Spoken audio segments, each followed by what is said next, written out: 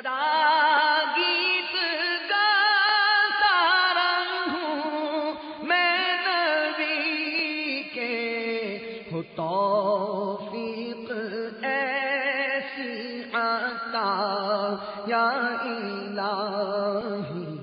الحمدللہ رب العالمین، والصلاة والسلام علی سید المرسلین، اما بعد فاعوذ باللہ من الشیطان الرجیم، بسم اللہ الرحمن الرحیم۔ الصلاة والسلام علیک یا رسول اللہ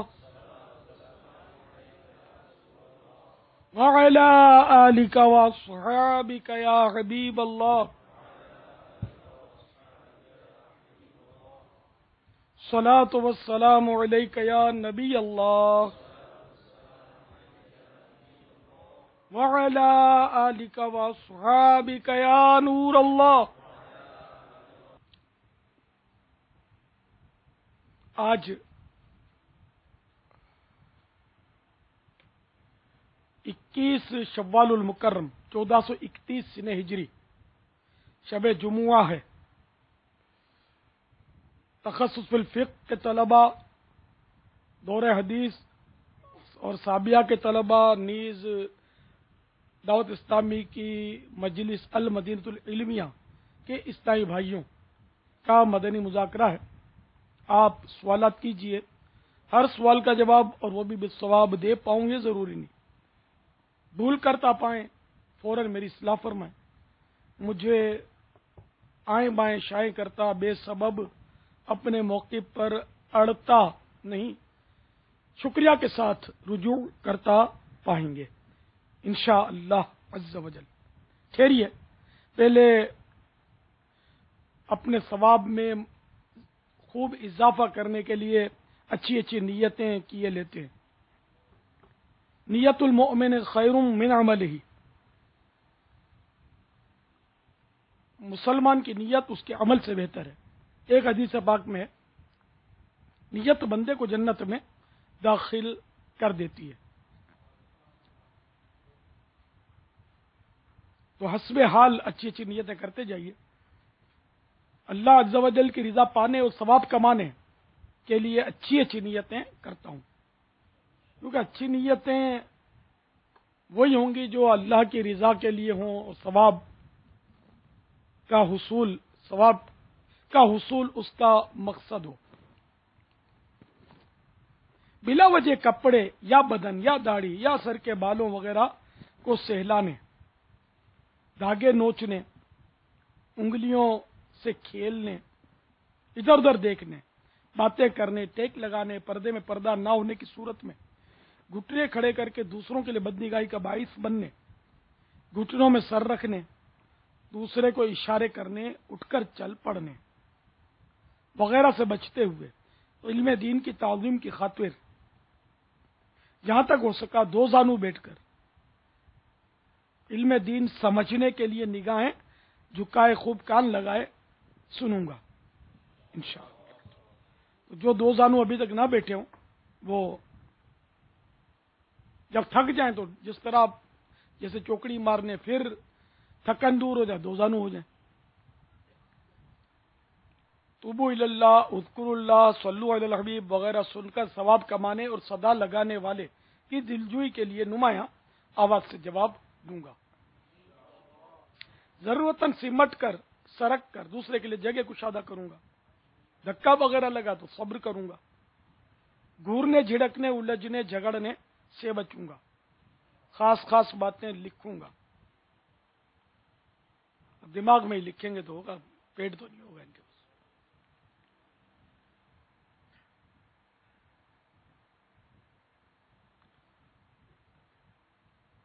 حسب موقع عز و جل صلی اللہ تعالی علیہ وآلہ وسلم رضی اللہ تعالی عنہ اور رحمت اللہ تعالی علیہ پڑھوں گا۔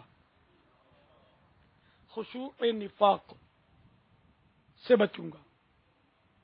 خشوع نفاق یعنی اعضاء میں تو خشوع ہو مگر دل عاجزی سے خالی ہو۔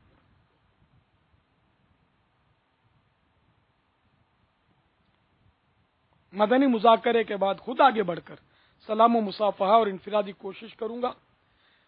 اس میں بنیت ادائے سنت بات کرتے ہوئے مسکراتا رہوں گا.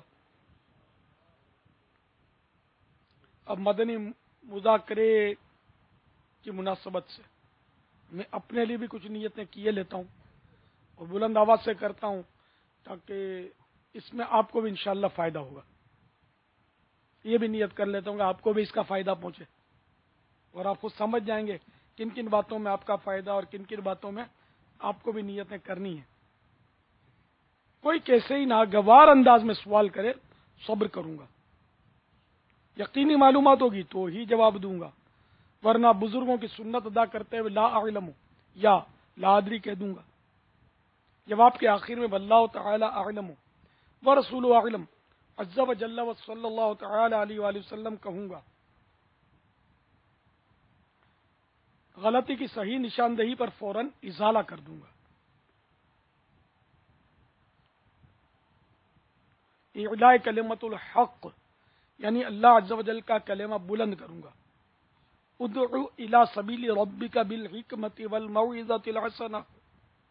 ترجمہ کنز ایمان، اپنے رب کی راہ کی طرف بلاؤ پکی تدبیر اور اچھی نصیحت سے، میں دیے ہوئے حکم کی تعمیل کروں گا.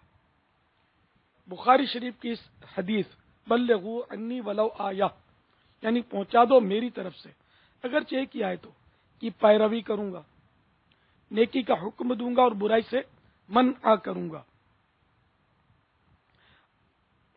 عربی و انگریزی اور مشکل الفاظ و اشعار بولتے وقت دل کے اخلاص پر توجہ رکھوں گا، یعنی اپنی علمیت کی دھاک بٹھانی مقصود ہوئی تو بولنے سے بچوں گا. مدنی قافلے، مدنی انعامات نیز علاقائی دورہ برائے نیکی کی دعوت کی رغبت دلاؤں گا.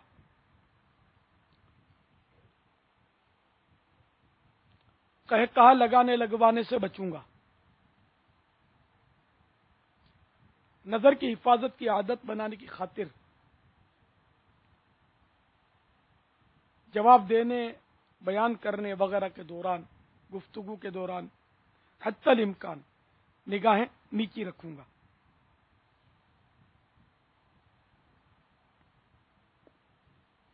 انشاءاللہ صلو علی الحبیب صلی اللہ تعالی علی محمد.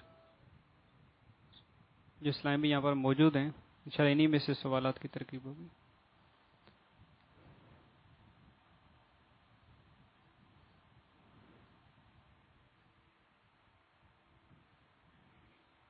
محمد یوسف رضا تاری صابیہ جیم جامعۃ المدینہ فیضان مدینہ.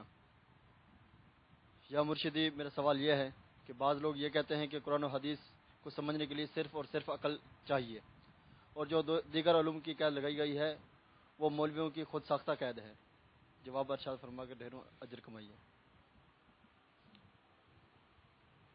قرآن و حدیث کو سمجھنے کے لیے صرف عقل کافی ہے، ٹھیک ہے نا؟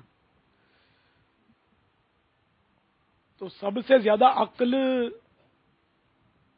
میرے آقا صلی اللہ تعالی علیہ وآلہ وسلم میں تھی، ہے اور رہے گی. یہ تو ہے نا فائنل ہے. تو اب صحابہ کرام علیہم الرضوان میں نعوذ باللہ کوئی یہ نہیں کہہ سکتا کہ عقل تھی. تو یہ بتائیے قرآن پاک سمجھنے کے لیے کسی کو پتا ہے کہ صحابہ کرام سرکار سے سوالات کرتے تھے؟ کس کو پتا ہے؟